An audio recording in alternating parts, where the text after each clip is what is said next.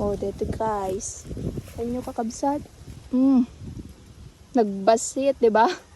Maparusan tayo kasi naluuman. Oh. Na-harvest kun guys. Ito may isang bunga ito pinyakon. After how many years? After how many years? Tatalang nagbunga. Ada iditiyay guys nun ko. Natay. So nga. I'm so happy. When tayo luktanan guys. Sakitan tayo nun nasa iit. Muna nga bunga na. So, intayon.